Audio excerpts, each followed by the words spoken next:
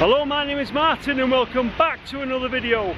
So I'm stood in the middle of Moss Side in Manchester and I'm at an archaeological dig, if you like. This is all happening as we speak.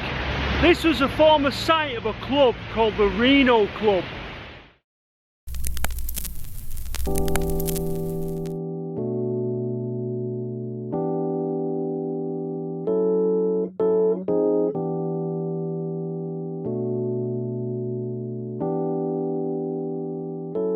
So the Reno Club was a famous club in Moss Side in Manchester in the UK. It opened in the early 60s and it closed in 1986. Not long after it closed, the building was demolished. But let me tell you about the building because it's quite important. Upstairs was a club called the Nile Club and the Reno Club was downstairs in the basement. So when they demolished the building, the Reno was basically buried. So why, in 2017, are they now digging up the Reno Club and looking at what's there? Allow me to introduce you to a lady called Linda Brogan. So Linda Brogan is a Manchester born and bred playwright and she grew up in the Moss Side area. And she is the driving force behind this excavation of this club. But I watched a brilliant interview with her where she describes feeling quite ostracised in the Moss Side area as a mixed race person. And also she described the first time she went into the Reno Club back in 1976. She said that she walked down the stairs and she went into the club and it was the bulk of the people in there were mixed race people. And suddenly she felt completely at home. And in her own words, she says, for the next 6 years, she never left the Reno. So am I right in thinking it got pulled down in 86? Yeah. Right, and it opened in 68. And you was here 76? I came 76 to about 81. Right, and you loved 82. it? Absolutely. Because was it a lot of mixed race people that were here? Yeah, and we was called half caste. That's right, yeah. But so why mixed race people? Why were they drawn to the Reno? I've no idea, that's a big question. You'd have to ask other people. Yeah.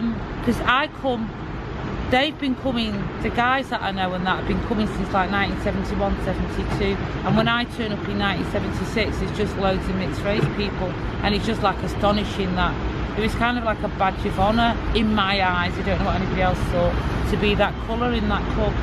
Right, and I just thought, was the Reno popular because mixed race people didn't fit in either camp in Moss Side at the time? That we fought in that way at that time. Right. You know what I mean? We was entrenched in society. Right. And when we were born in the 50s, it was terrible for a white woman to have slept with a black guy. Yes. So we've got a lot of history of things like people spitting in our prams, you know, like when it's our white mums pushing us through the street and things. And I remember being ashamed when my mum was giving birth to my last sister. She's 7 years younger than me. And I remember like being ashamed that my white mum was giving birth to another black kid. I remember it vividly. But that's like, it's not like the front of my mind knew all this. Yeah. It just was what society was. And I don't think we went in the arena and went, oh, we're going to be mixed race together. Just that because we understand that experience and good experiences and differences. Because we understand that experience, we gel with each other. We've got a similar sense of humour and stuff like that. Now I have to admit, I never went to the Reno Club, so I can't talk about inside the club with great authority. But I was down there yesterday and I was watching the dig and I ended up talking to a few people.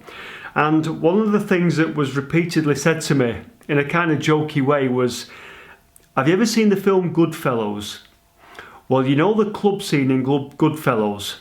It was a bit like that.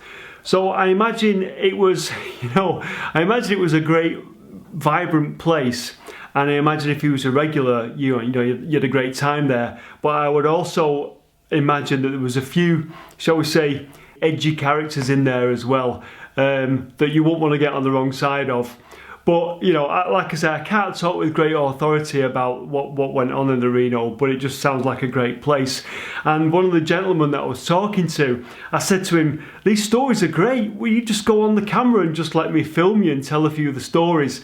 And he was like, nah, no way, not telling these stories on camera. And a couple of the stories that he told me sort of centred around the gambling table, which was situated at the back of the club.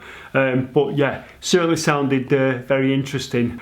But There is an interesting side to this story, because the question is why? Why dig a club up that was knocked down in 1986? It's 30 years. It's not that long a time. So what is the motivating factor behind digging the club up? Well, that's a story in itself, and it's quite interesting.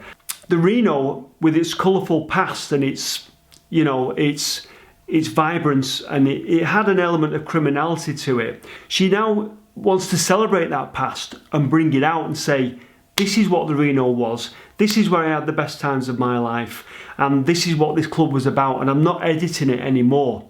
And so going there and digging up the Reno and telling people about what it was and what it was all about, I hope she won't mind me saying that. It's my interpretation, and it's also an interesting story as to why they're digging up this club. And this is something that's happening right now in early October in Manchester. And the day after you've watched this video, you could go down there and see the dig happening, provided you're watching it in early October. But that's why I think Linda's doing this. And she's working with Salford University. And I would imagine that it took a lot to get this, to be able to get this plot of land on a main road and cordon it off and start doing essentially an archaeological dig there. You can even go on the Facebook page, if you like, and volunteer to go down and help with the dig, because apparently it's turned out to be quite a bigger job than what they thought it would be initially. I think it will be a fantastic experience if you manage to do that, and they certainly need some help. So go on the Facebook page, the Reno Club Manchester, and you can actually volunteer to go and help with the dig. So I said to her when I was down there, have you found anything interesting yet? And mainly bottles, is it, Linda? Mainly bottles. We've got a champagne bottle somewhere. Really? Follow me, I'll find it for you. Oh, brilliant. This is when we started turning gangster in the 80s. Really? You know, ordering champagne from Yeah. behind the bar. It's Moe as well. On Really? somewhere, yeah. Fantastic. And there's old Pepsi bottles, and the bottles are dated. Really? Yes, yeah, there you go. On the bottom there, you've What's got a it say? date, 73 one at the arm, Right. most of them. 73. Yeah.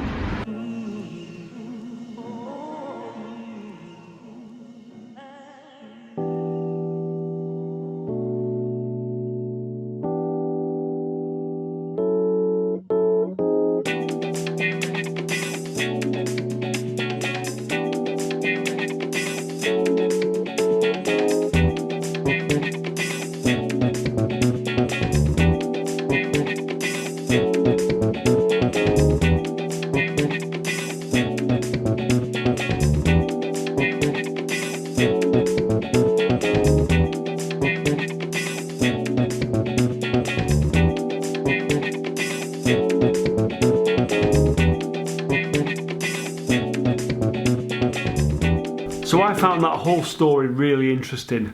And wouldn't it be amazing if you could go back to the clubs that you went to of the past and walk around them again, or get the chance to excavate them and see them as they were back in the day, you know, the places where you spent your youth or your misspent youth.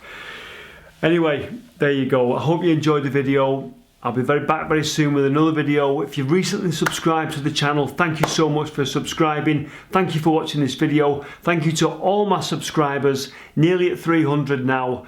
Take care, and I shall see you very soon in the next video.